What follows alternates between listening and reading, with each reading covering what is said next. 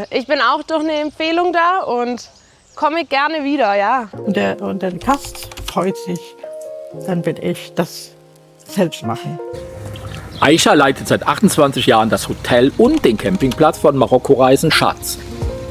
Wir machen einen schönen Film für die liebe Aisha.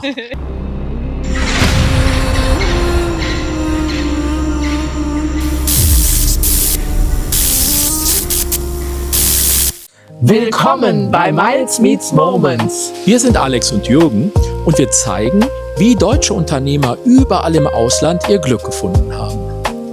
Jetzt haben wir aufgerafft, zum Abend hin noch mal einen kleinen Spaziergang zu machen. Wir porträtieren ja nicht so oft Campgrounds, wo wir so stehen. Aber weil das hier ein ganz besonderer ist, gehen wir einfach mal eine kleine Runde, oder? Gehen wir direkt rein? Ja, Ja, oder? na klar. Na, sonst wird es hier gleich dunkel. Wir sind schon spät dran heute. Ja, ich lass uns drehe mal immer mal gucken. wieder. Wir sind hier im Reisemobilpark und auch im Schlosshotel von der Familie Schatz. Und der ist auch unter diesem Namen hier in der Nähe von Marrakesch bekannt. Das heißt, wenn ihr in Marrakesch einen Campground sucht, dann könnt ihr immer zur Familie Schatz kommen. Und wir zeigen einfach mal von vorne bis hinten, was hier so los ist. Mir hat es sehr gut gefallen. Wie immer halt, der ganze Platz fällt und steigt natürlich mit Aisha. Ne? Aisha ist hier die Attraktion. Natürlich das Haus, brauchen wir nicht reden, wenn du reinkommst, das ist halt wie 1001 Nacht. Das ist so. Der Platz ist ordentlich, alles sauber, alles schön. Jeder hat seinen Strom, jeder hat sein Zeug, alles was er braucht. Und ich bin total zufrieden und happy, wenn ich hier bin. Oder? Ja, kann man bestens empfehlen. Also es ist ein tolles Grundstück. Seht ihr ja jetzt selber auch an den Aufnahmen. Viele so. Stellplätze. Ich glaube, es gibt über 30 Stellplätze hier. Also echt viel. Also als wir das erste Mal hier reinkamen, habe ich gedacht, was? Das ist jetzt hier so der Campground. Das ist ja etwas unspektakulär. Hier steht auch gerade Aber, nur ein Auto, wie man Ja, sieht. aber das ist so sozusagen so das Falsche, den falschen Eindruck, den man hat, wenn man reinkommt.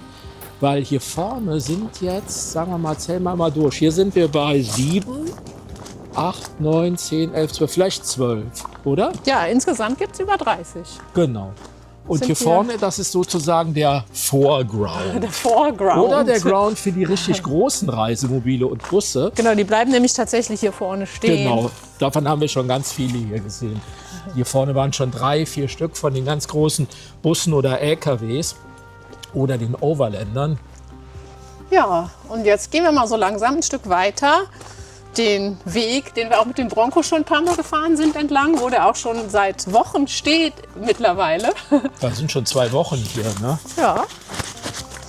Etwa hier eine halbe erste- Stunde mit dem Taxi entfernt von Marrakesch. Erste Station. Erstes Highlight, Müssen wir jetzt ja nicht reinfilmen. Nein. Wer weiß, ob da jemand drin ist. Aber Duschen und WCs für die Frauen. ja, 2 Duschen, 2 WCs für Frauen. Und Sind dann, manchmal kaputt, wie überall in Marokko. Dann gibt es nur kaltes Wasser.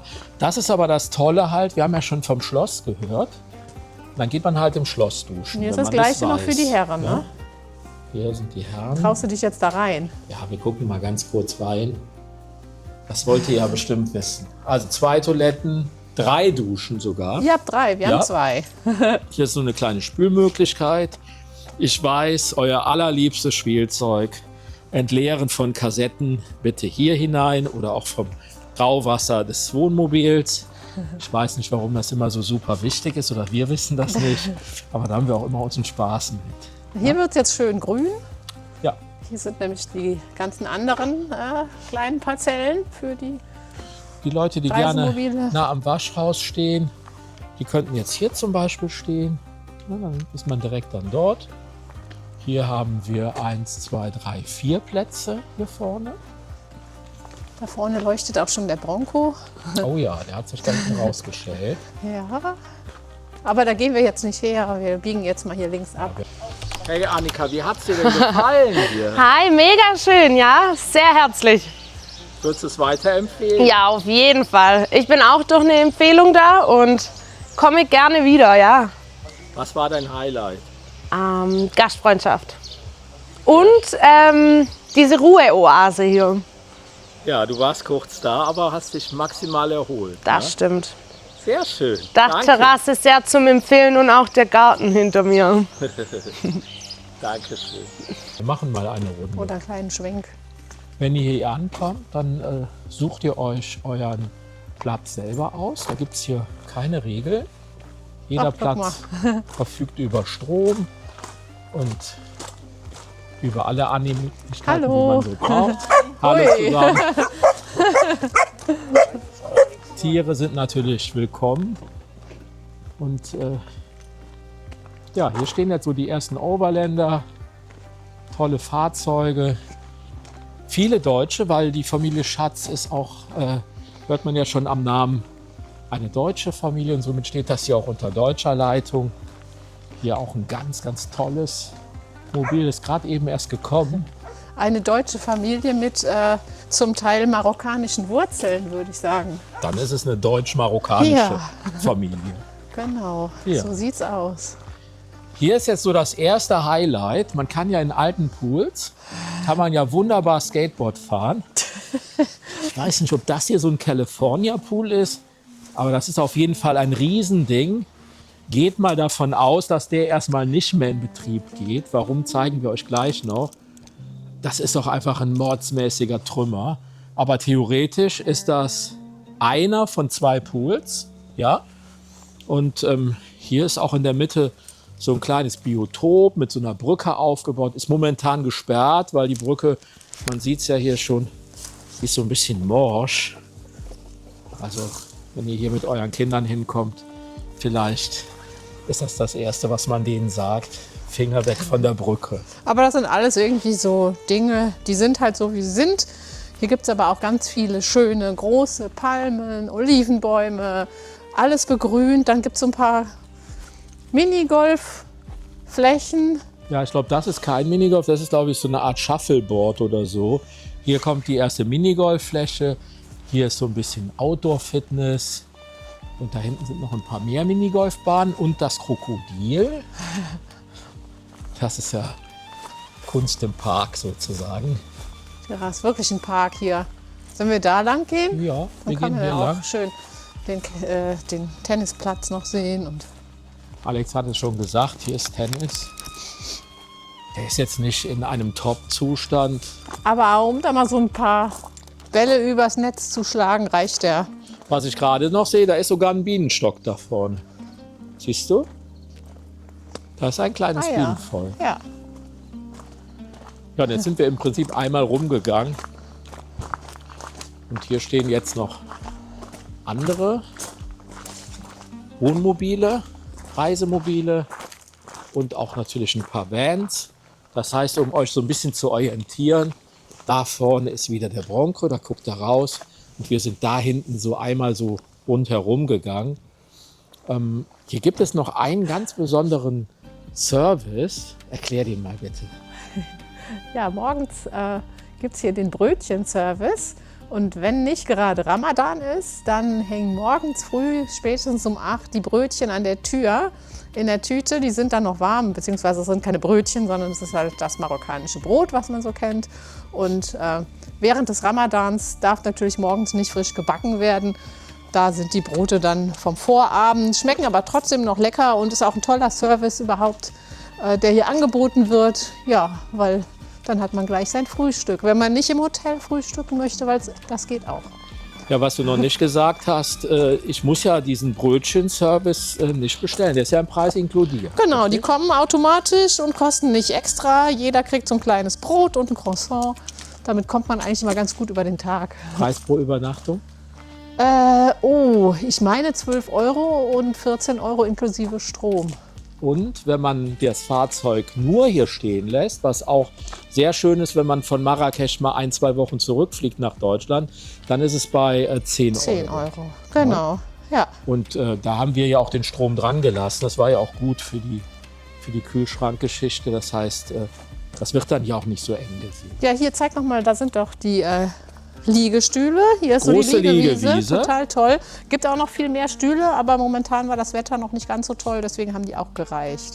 Aber wir gehen trotzdem mal hier rüber, weil hier ist der schönste Blick auf das Schloss. Jetzt kann man das Schloss nennen, man kann das Kaschba nennen, Man kann das auch Burg nennen. Ist ein typisch marokkanisches Bauwerk, aber wurde von dem Gründer vor 28 Jahren, oder nicht ganz 28 Jahre, die waren ja vorher noch in einer anderen Villa in Ich Marrakesch. weiß nicht, wie alt das genau aber ist. vor ewigen Zeiten wirklich aus dem Nichts heraus gebaut. Nach Standards, die auch über den marokkanischen Standards liegen. Und das gefällt uns hier auch sehr, sehr gut. Das Ja, heißt, wir also die haben hier- jetzt keine Löcher, die Stühle, sondern da sind einfach nur nicht die Polster drauf. Also da ist das wunderschöne Schloss und auch Hotel. Hier ist ein super Pool. Schade, ist noch ganz nicht dunkel genug, toller, sonst leuchtet der auch im Dunkeln. gemütlicher Pool. Da hinten geht der Taxifahrer, der ist auch schon fast hier so ein bisschen Interieur des Platzes. Das ist der Stammfahrer, der fährt hier die Gäste hin und her nach Marrakesch oder zum Flughafen. Hat er gestern, ist er eine Stunde früher gekommen, hat er so ein kleines Schläfchen drin gemacht. Ja, hat er noch Zeit gehabt, sich auszuruhen. Und Ja, jetzt zeigen wir euch noch was Schönes. Ja, aber dann gehen wir auch in das Schloss. Oh, man hört's schon. Wir machen ja eine komplette Führung heute. Tolle Sitzmöglichkeiten hier, da hinten am Pool, Platz ohne Ende. Ich kann mir auch sehr gut vorstellen, dass man das Schloss total schön für Events nutzen kann. Kommen wir ja gleich noch mal drauf zu sprechen. Aber wir hören ja jetzt hier an den Wäscheleinen schon jemand rufen. Oder konkreter gesagt die Hausherrin. Ja, hörst du auf. Ja, hörst du auf. Ja, Das wir ist ein kommen ja noch ganz mal. Wilder Schlosshund. Und der tappelt jetzt schon so auf der Stelle herum, weil er sich freut, dass wir kommen. Oh, Hörst guck du mal, die auf zu freut bellen? sich total. Freust du dich? Komm her. Komm her. Aber guck mal, Mein sie kann gar Mäuschen. nicht da weg. Du Mein musst hier Ach, außen ja. rumgehen, Mädchen. Hast du schon wieder Nein, gemacht. nicht anspringen. Ja, so, siehst du, das kannst du doch. Uah. Warum zeigen wir euch den Oh, guck Hund? mal hier. Weil die Gäste, die dürfen den ruhig dann mal holen und mal einen Tag auch mitnehmen und sich mal so ein bisschen um ihn kümmern und ihm die Zecken rauspulen. Heute Alles haben im wir- Preis inkludiert Haben wir 5 übrigens. geholt. Müsst ihr natürlich nicht, aber wir machen das gerne. Hier oben hast du auch noch nicht gesagt, auf dem Schloss oben drauf. nein, da gehen wir gleich hin. Okay, Da hat wird wieder gar was nichts verraten, was, vorweggenommen. was du nicht sagen wolltest.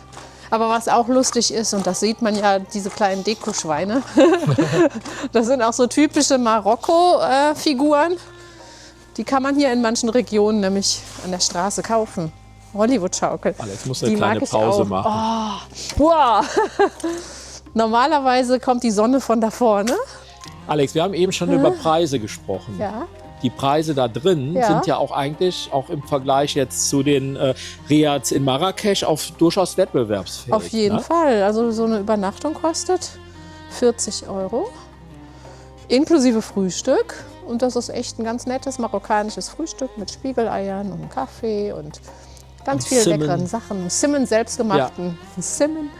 Das ist meine Lieblingsspeise hier in Marokko. Ganz toll. Und ja, und Abendessen kann man auch. Das werden wir auch gleich wieder machen. Ja. Kostet das Abendessen ein 4-Gänge-Menü. Kostet 14 €. Komm. Oh. Ich weiß nicht, ob man das jetzt in unseren Mikros hört, aber im Hintergrund ruft der Muezzin. Es ist Ramadan und wenn die Sonne untergeht, so wie jetzt, ist Fastenbrechen angesagt. In der Regel haben die Leute den ganzen Tag nicht Gegessen und gegessen getrunken. und sind auch dementsprechend nervös. Aber nicht in dieser Oase hier. Hier ist tatsächlich vom Ramadan relativ wenig zu spüren. Ja, ça va. Hi. Ça va. Hi. So, und hier ist schon gedeckt. Das heißt, heute werden hier 10 Gäste miteinander essen. Deswegen miteinander, weil man isst hier an einer großen Tafel. Ist auch etwas, was wir ziemlich cool fanden. Ja, das ist oder? was ganz Besonderes. Ne? Sonst hat ja jeder immer sein eigenes Tischchen und keiner spricht mit dem anderen. Hier unterhalten sich auch die Gäste miteinander und sprechen über ihre Erlebnisse, wo sie noch hinwollen und über ihr Vanlife. Alles, was da so gerade an Gesprächsbedarf besteht, wird hier besprochen. Fun Fact ist das hier. Da unten ist die Küche. Und wenn man was trinken möchte, ruft man es einfach da unten in den Aufzug rein und dann kommt es so. Es gibt Wein, es gibt Bier zu trinken, wenn man das möchte. Muss man natürlich nicht Jetzt, wenn es so kalt ist wie aktuell, gibt es ja auch noch den tollen Kamin. Das ist immer total gemütlich. Ich finde, das ist so ein bisschen Skiurlaub-Atmosphäre. Toll, oder? Ja, dann ist das sehr, sehr geschmackvoll eingerichtet mit allerhand Kram aus ganz Afrika. Und vielleicht machst du noch mal kurz dieses Licht an, dann kann man es noch mal ein Wo waren bisschen denn besser noch mal die sehen. Lichtschalter hier vorne, ne? Oder? Da sind so ein paar Säbel an der Seite. Sehr Wo ist denn schöne der Lichtschalter? marokkanische Bilder.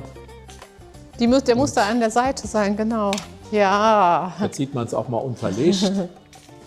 Sieht toll aus, oder? Hier liegt auch noch ganz viel aus, weil die Familie Schatz, die bietet auch noch mehrtägige Reisen, Rundreisen durch Marokko an. Die starten dann hier und dann geht's los in kleinen Gruppen, meistens deutschsprachige Touristen. Und da gibt es diverse Touren und die liegen hier alle aus, was man so machen kann. Und überhaupt, wenn man da nicht mitfahren möchte bei der Tour, dann hat man hier ganz nette Ideen, was es hier zu tun gibt. Wenn man möchte. Wenn man nicht möchte, bleibt man halt am Pool. Haben wir jetzt schon viel gehört. Also man kann seinen Camper hier abstellen oder auch unterstellen. Man kann hier im Hotel übernachten. Man kann die Familie Schatz als Reiseagentur nutzen. Die Inhaberin ist gerade 10 Tage mit einer Gruppe unterwegs. Bis in die Wüste, bis in den Atlas, Eine was Tour auch immer wohin. Südmarokko. Ja, genau. Und man kann, wenn man das möchte, das hier alles nutzen und Musik machen. Hier waren heute auch schon diverse Gäste. Wir haben das Akkordeon und auch das Klavier strapaziert. Ne? Strapaziert hört sich nicht schön an. Die haben tolle Musik gemacht. Strapaziert. Nein, die haben das schön gemacht. Und hier sind auch noch unsere Freunde. Das sind die lustigen Schaufensterpuppen Die von lustigen Marrakesch. Musikanten. Müsst ihr mal auf Google Hier suchen. ist meine Freundin. Da gibt es ganz krasse Videos, die besonders netten Schaufensterpuppen würdigen in Marrakesch. Ja, hier können wir in ein Zimmer reingucken. Das ist jetzt das Zimmer, was man nutzen kann, wenn die Duschen hinten nicht funktionieren. Das ist Gerade jetzt ein bisschen dunkel, ne? Ist jetzt auch aber egal. Müssen wir uns einfach vorstellen. Das sind tolle Zimmer, geschmackvoll eingerichtet, gute Betten, also über Standard, den man so kennt. Hier hinten geht es wieder raus. Und hier geht's hoch.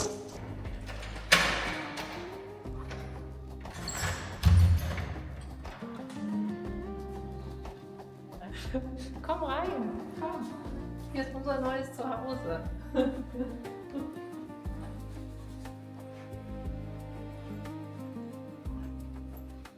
Yeah. Oh.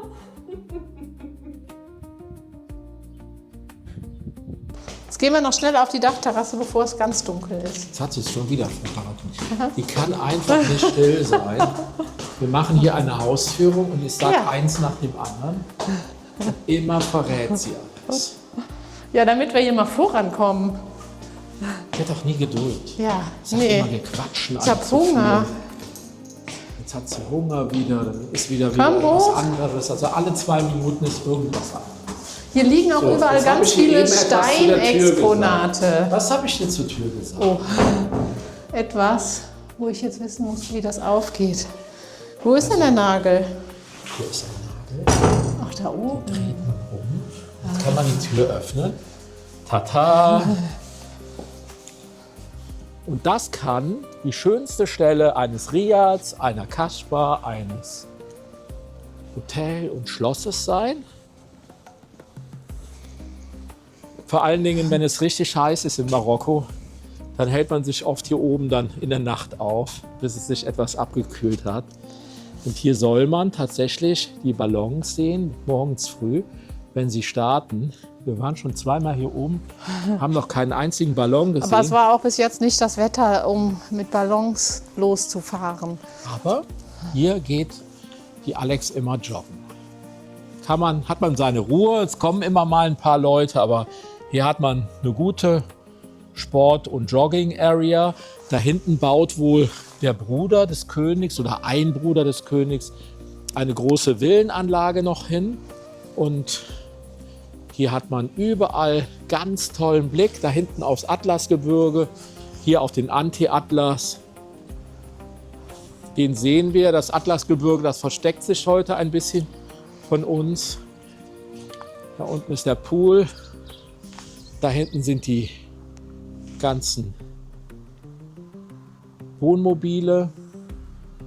Und da ist die Alex, die spielt schon wieder am Handy. Weil ich gucke nämlich gerade, ob das wirklich der Anti-Atlas ist. Ist doch völlig egal.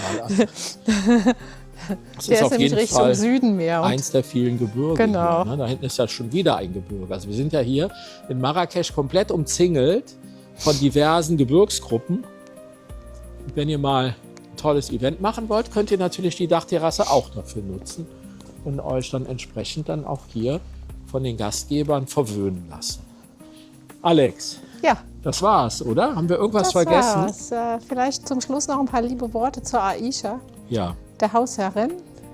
Die kümmert sich hier wirklich um alles und alle Fragen und alle Antworten liefert. Also sie kümmert sich um alle Fragen und liefert alle Antworten dazu. Wenn es mal Probleme gibt, so wie bei uns, wir sind natürlich wieder mit dem Bronco irgendwo stehen geblieben, da hat Aisha uns direkt geholfen und beruhigt. Und ja, so gibt es halt bei jedem Camper seine eigenen Probleme und Aisha hilft da total gut und auch gerne. Man merkt, dass sie da mit Herzblut hinter dem ganzen Projekt steckt oder steht. Und ja, Wir fühlen uns hier sehr wohl. Absolute Empfehlung. tolle Frau, toller Ort. Ihr habt nicht viele Möglichkeiten, in Marrakesch zu stehen. Und das ist hier eine ganz besondere. Und was wir noch nicht gesagt haben, als wir über Preise geredet haben, die Fahrt mit dem Taxi hin und her nach Marrakesch kostet 50 € etwa. Die kann man mit InDrive günstiger haben. Man teilt die aber in der Regel auch durch 6, wenn man Alleinreisender ist. Also dann ist es auch nicht ganz so schlimm. Und ansonsten gibt es auch eine andere sehr, sehr interessante Stadt in der Nähe. Ist aber ein bisschen schwierig, zu Fuß dahin zu gehen. Aber wenn man einfach über die Straße geht, halten sowieso immer Leute, die einen mitnehmen. Und auf dem halben Weg ist das Djadja noch. Das hatten wir euch schon in einem anderen Video vorgestellt. Vom Andy Warhol von Marrakesch, das Pop-Up-Café. Absolute Empfehlung Hassan von uns. Hadjai. Müsst ihr euch anschauen. Abonniert unseren Kanal, schaut rein, gebt uns auch mal Tipps, wo wir jetzt in Marokko noch hingehen sollen.